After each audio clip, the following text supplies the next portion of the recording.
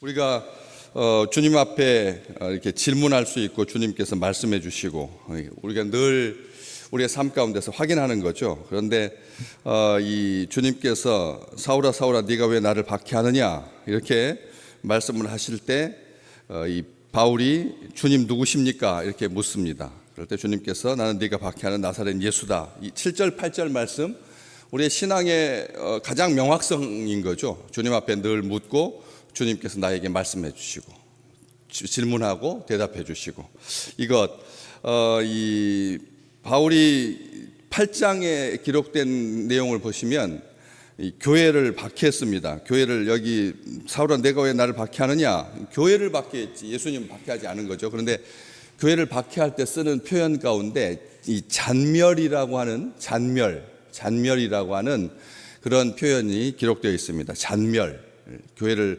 박해하다라고 하는 말의 가장 잔인한 측면인데 이 잔멸이라고 하는 말이 쇠잔하여서 다 없어지는 게 잔멸이라는 뜻입니다. 우리가 요즘은 안 쓰죠. 뭐 진멸하다, 뭐 소멸, 뭐 이런 말, 이런 뭐 학살, 어쨌든 잔혹한 것과 관련하여서 여러 가지 말이 있는데 이 잔멸이다라고 하는 말은 쇠잔해져서 다 없어지는 것, 하나도 남지 않은 것이 잔멸입니다. 그런데 그 잔멸이라고 하는 말이 그 처음에 이 헬라어에서 시작할 때 그 어원이 뭐냐면 멧돼지가 밭에 들어가 가지고 농작물을 다 파헤치는, 하나도 남기지 않는, 다 쓸 수 있는 것이 하나도 없는, 완전히 회파된, 못 쓰게 만드는 그런 말에서 잔멸이라고 하는 말이 나왔습니다. 이게 어디에서 출발했느냐고 굉장히 중요하거든요. 그런데 잔멸이라고 하는 말이 어떤 군대를 동원해 가지고 폭력을 행사하고 뭐 나중에 이래 마녀 사냥을 하고 교회가 불타고 박해를 받고 핍박을 받고 뿌리 뽑고 바로 근본을 다 없애버리는, 이런 근원을 다 없애는 이런 일들이, 말살하는 일들이 처음에 이게 멧돼지가 농작물을 습격해 가지고 밭을 다 망가뜨리는, 이게 우리가 그럴 수 있지 뭐 살다 보면 어떨 때는 까마귀가 먹기도 하고 뭐 들쥐가 먹기도 하고 뭐 멧돼지가 먹기도 하는데 멧돼지 까마귀의 이 손해율은 1%도 안 됩니다. 근데 멧돼지가 한번 출몰하기 시작하면 아예 그의 농사는 망치는, 그의 농사를 망쳤다라고 하는 것은 정말 절망이고 낙심입니다. 우리가 뭐 우박이 좀 큰 게 떨어져 가지고 이 농작물이 피해를 입는 것, 이것에 대해서 사람 이게 뉴스를 볼 때 막 엉엉 우시는 분도 있고 또 냉소를 보이시는 분도 있고 그렇지 않습니까? 그런데 그게 이 속이 타들어간다라고 하는 말, 우리가 아무것도 아닌 것 같은데 자그마한 것들을 가꾸고 소중하게 여기는 것도 냉해를 입어가지고 썩어가지고 버려야 될 때 마음이 얼마나 안타까운데, 하물며 이 농사 1년 동안 온전하게 수고해가지고 그것을 다 버린다라고 하는 것은 쉽지 않은 겁니다. 그런데 교회는 그렇게 이 교회를 잔멸하다라고 하는 말을 썼다는 거죠. 바울이 교회를 잔멸했다라고 하는 그 말을 썼다라고 하는 것은 교회는 무슨 행위를 하는 겁니까? 농사의 비유가 된다는 거죠. 우리 주님께서 굉장히 목가적인 농부의 마음을 가지고 교회를 키우시는 거거든요. 가라지의 비유, 알곡의 비유, 이러한 것들이 이 겨자씨의 비유, 다가 교회를 향해서 하나님의 나라는 겨자씨 한 알과 같다. 그 말 속에 담겨 있는 그 소중함, 식물들이, 작물들이 주인의 발자국 소리를 듣고 자라는데 우리 교회가 주님께서 성도들을 자기의 양을 먹이실 때 이렇게 섬세하고 이렇게 정성을 다하시는데 마귀 사탄이, 원수가 밤에 와가지고 그 위에다가, 알곡 위에다가 가라지를 덧뿌리고 가는, 이게 딱 마귀가 하는 짓이라는 거죠. 교회를 흔들어대는 이 모든 것들은 하나님의 뜻이 아닙니다. 하나님의 백성이 아니라는 거죠. 하나님께 속한 것이 아니라 우리가 사탄이 될 수가 있다는 겁니다. 주님께서 베드로에게 사탄아 네 뒤로 물러가라 이렇게 말씀하신 것처럼 우리가 만약 교회를 이렇게 흔들어대는 뭐 언론이든 군대든 제국이든 나라든 우리 교회는 음부의 권세가 흔들 수 없는 하나님께서 보호하시는 그런 교회인데, 그 기회만 노리면 조금이라도 이게 흔들릴 것 같으면 이걸 파고 들어가지고 얼마나 사악하게, 잔멸이라고 하는 말이 그런 지독한 반감을 가지고 무슨 적개심으로 이런 분노 정도 뭐 이렇게 생각하기 쉬운데, 살기를 띠고 미쳐 날뛰는 야수와 같이 교회를 그렇게 잔멸하려고 했다라고 하는 거죠. 이 똑같은 마음이 어디에 또 있었느냐면, 사마리아 지역을 통과하고 있을 때 예수를 영접하지 않으니까 이 불같은 두 아들이 나와가지고, 그렇잖아요. 야고보와 요한이 예수님께 말합니다. 하늘에서 불을 내려서 저를 싹 태워버립시다. 우리에게 말씀만 하십시오. 그랬을 때 우리 주님께서 하셨던 말, 꾸짖으셨습니다. 꾸짖으시면서 누가복음 9장 55절에 기록되어 있는데, 뒷말이 어떤 영에 속해 있는지 알지 못한다라고 하는, 이게 분노로 교회를 잔멸하려고 하는 그 분노의 마음이, 그게 무슨 뜻이냐? 우리 주님은 교회를, 마을을, 사마리아를 얼마나 사랑하셨는데, 제자들이 그냥 겉으로만 보고 판단하고 그런 말을 하는 것에 대해서 아주 엄중하게 꾸짖으시면서 말하셨는데, 밑에 각주가 붙어 있어요. 밑에 그 위에 본문에서는 그 뒷말이 없는데, 어떤 사본에는 이런 내용이 있다. 9장 55절 그 이하에, 무슨 정신으로 말하는지 모르는구나 너희들이. 그렇잖아요. 우리가 교회를 잔멸하는 것이 바울에게나 있는, 2000년 전에나 있는, 지금은 다 교회가 평안하고 다 신앙생활 잘하고 얼마나 열심을 다하고 거룩하고 선교하고, 그 다음에 나라가 하지 못하는 일까지 구제하고 봉사하고 재능 기부하고, 얼마나 아름다운데 이런 생각을 갖기 쉽잖아요. 그런데 그때부터 우리 주님께서 이 말씀을 해주시는 거예요. 우리가 무슨 정신으로 말하는지 모르는구나. 인자는 사람의 생명을 멸망시키러 온 것이 아니요 구원하려고 왔다. 이렇게 말씀하시면서 함께 또 다른 마을로 복음을 전하기 위해서 가자. 이게 이제 속에 그 본문 말씀에는 없지만 밑에 보면 각주에 그게 삽입되어 있습니다. 이 무슨 말인지 아시겠죠? 우리가 무슨 우리의 영이 그 대상자가 어떤 영에 속해 있는지, 또 우리 스스로도 하나님의 영, 생명을 살리는 영이잖아요. 하나님의 영은 생명을 살리는 영이잖아요. 그 영으로 충만한 사람은 다른 사람들을 정죄하고 죽이려고 하지 않는다는 거죠. 불을 내려가지고 그 속에 있는 어떤 사람을 인하여서 그렇게 분노를 폭발하고 하는 것들이 어느 영에 속해 있는지 살펴봐야 될 일이고, 특별하게 주님께서 하셨던 것처럼 무슨 정신으로 말하는지 모르는구나 너희들이. 이 말 오늘 또 온전한 정신으로 행하시기를 주의 이름으로 축복합니다. 우리가 판단하기 시작하면 다 잘라낸다고 해야 된다. 줄기도 없고 아무것도 없고 뿌리만 남게 되는 거예요. 그럼 죽는 겁니다. 그렇게 우리가 어떤 것을 정죄하지 아니하도록 하나님의 손에 맡기도록, 그 교회를 잔멸하기 위해서 사울아 네가 왜 나를 박해하느냐라고 했을 때 그 다메섹에 있는 교인들은 무슨 기도를 했을까요? 다 소문이 났을 텐데, 그렇잖아요?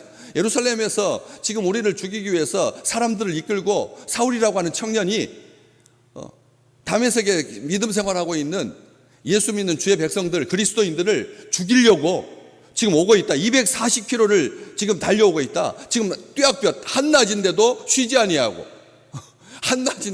아니하고 시에스타 2시간 정도 자야 되는데 그런 것들을 포기하고 그냥 지치건 상관없이 아주 일관되게 몰아붙이듯이 교회를 잔멸하기 위해서 들이닥치고 있는 그 사울 일행에 대해서 다메섹의 교인들은 어떻게 기도를 했을까요? 손을 부러뜨려 달라고 기도했을까요? 사울을, 목을 그냥 비틀어 주십시오, 죽여 주십시오, 말에서 떨어져가지고 낙상사고 나가지고 3개월 동안 입원하게 해주십시오, 이렇게 기도했겠느냐는 거죠. 우리의 기도가 어땠을지를 생각해 보십시오. 딱 하나였을 것 같아요. 저는 주님께 당신의 손에 맡깁니다. 하나님의 손에 맡깁니다. 하나님의 손에 맡깁니다. 우리를 보호해 주십시오. 이 재앙이 지나가게 해 주십시오. 이렇게 다 자기를 중심으로 말해야 되지, 그 사람, 그 대상을 향해서 말하기 시작하면 분노가 촉발된, 분노가 막 일어나게 된다는 거죠. 그렇기 때문에 그렇게 기도하지 아니하고 자신의 지혜에 대한 자만심으로 저렇게 미쳐 날뛰는,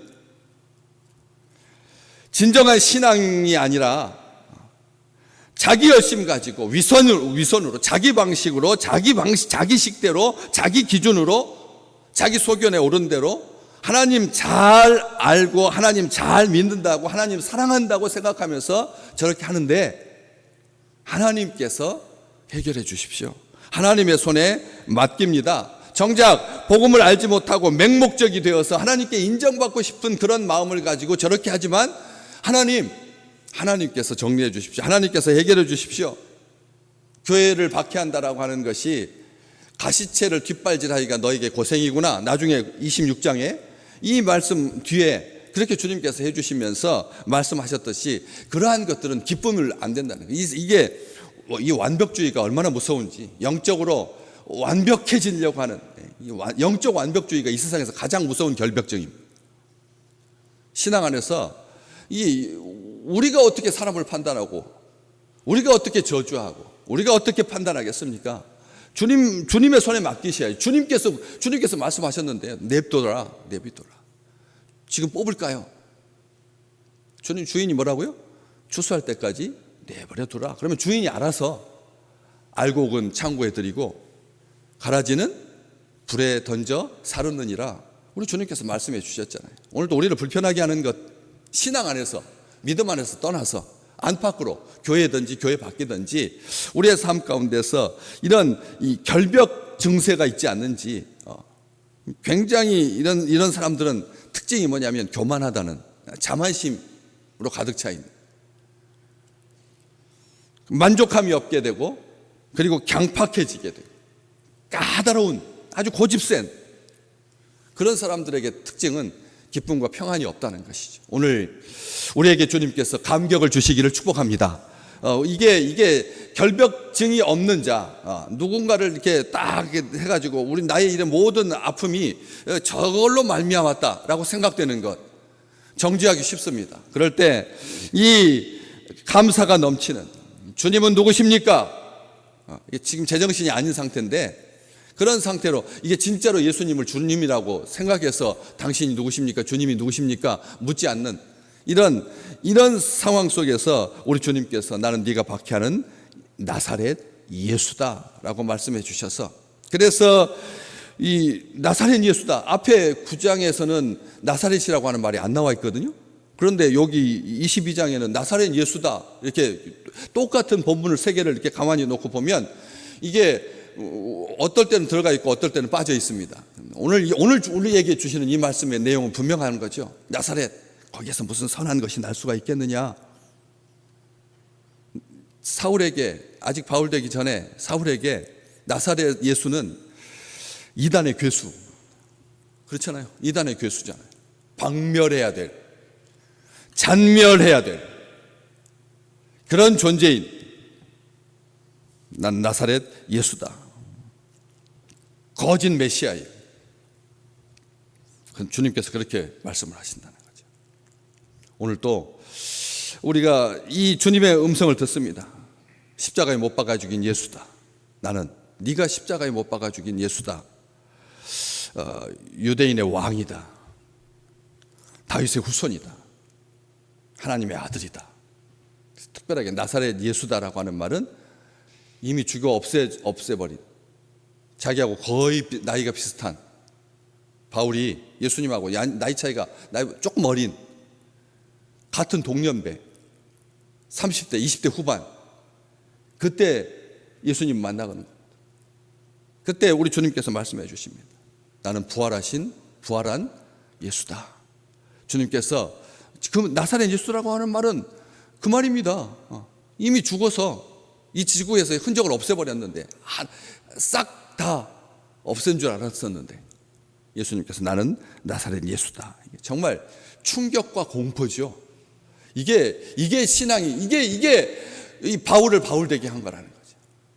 정말 기습 작전처럼 하나님께서 그를 찾아오셔서 그에게 자기를 말씀해 주시는 불가항력적인 은혜, 지금까지의 모든 것들이 다 하나도 남지 않게 되는 이런 복을 누리시기를 주의 이름으로 축복합니다. 나의 의도, 나 지금까지의 나의 열심도, 나의 성공도, 나를 하나님을 향한 그 놀라운 것들도 다 이제 뒤로 하고 오늘 우리는 또 새롭게 시작하는 거예요. 오늘부터 시작하는 거죠. 이게 확신도, 신념도, 열심도, 의지도, 명예도, 가치도, 지금까지 바울 되게 했던 그 모든 것도, 그 부자였고, 그 다메섹에서 예루살렘으로 유학 보낼 정도면 이 부잣집 아들입니다. 장막하는 그 업종이 우리가 생각하는 것처럼 그냥 텐트만 만드는 그 정도가 아닙니다. 요즘 텐트 잘 만들면 하나에 1,000,000원짜리 합니다. 텐트도 1,000,000원입니다. 우리가 생각할 때 잘 보셔야 됩니다. 이 블루오션, 이 틈새 시장을 얼마나 지혜롭게 그렇게 부모들이 그렇게 키운 아들. 그런데 모든 다 신앙의 토대마저 다 무너뜨린, 나는 네가 박해하는 예수다라고 하는 그 말이, 모세에게는 우리 주님 하나님께서 나타나셔서 나는 스스로 있는 자다 이렇게 말씀해 주셨는데, 오늘 바울에게는 그렇게 나사렛 예수라고 말합니다. 순식간에 모든 것이 붕괴됩니다. 이제 이전 것은 다 지나가고 심지어는 배설물같이 여기게 된, 쓰레기였다라고 말하는, 이게 진정한 가치입니다. 오늘 또 맨 마지막에 만삭되어 되지 못하여 난 나 같은 자에게도 우리 주님께서 나를 나타내 주셨다. 주님을 나타내 주셨다. 이게 오늘 이 예수님 때문에 그런, 만삭되어 나지 못한 정말 가장 미천한 자에게 최고의 은혜를 주셨다. 오늘 그런 고백이 우리의 고백이 되기를 원합니다. 우리의 고백이 되는 거죠. 정말 이 지구상에 믿음의 사람들의 숫자를 이렇게 일렬로 세겠다고, 그러니까 제가 이제 세상적인 판단으로 믿음의 사람들을 역대 모든 예수 믿는 사람들을 쭉 세웠을 때 나는 어디쯤이 될까요? 한번 가만히 생각해 보십시오. 어디쯤에 내가 있을 것 같아요? 항상 이렇게 고백하시기 바랍니다. 나는 맨 뒤다. 맨 뒤에 받는 은혜가 제일 큰 은혜입니다. 오늘 내가 누리는 은혜가 제일 큰 은혜라니까. 오후 5시에 온 사람이 한 달란트 받는 것, 이게 제일 큰 은혜인 거예요.